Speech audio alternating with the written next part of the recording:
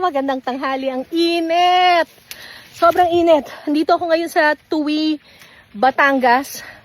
At anihan na ngayon ng tubo. Tubo! Mag-aani ka ngayon tubo. Ang tubo ay 1 year bago tumubo. Mga siguro 8 to 12 months bago siya pwedeng i-harvest. So, itong mga tubo na nakikita ninyo ay ready for harvesting na. Makikita nyo po, sinunog nila yung tubo kasi mas madali siya ngayong matatabas kapag medyo sunog siya ng kaunti. Itong dahon niya, tinatanggal din natin ito para ito yung papakain sa mga baka. Tapos, ito lang yung kakainin ng tao.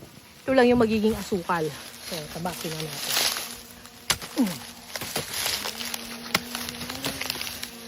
Sanay! Sanay!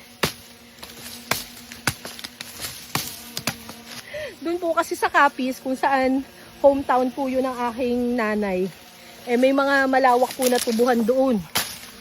Kaya, nung bata po kami, nakakapunta po ako sa mga tubuhan. Pahinga muna. Sugar muna tayo.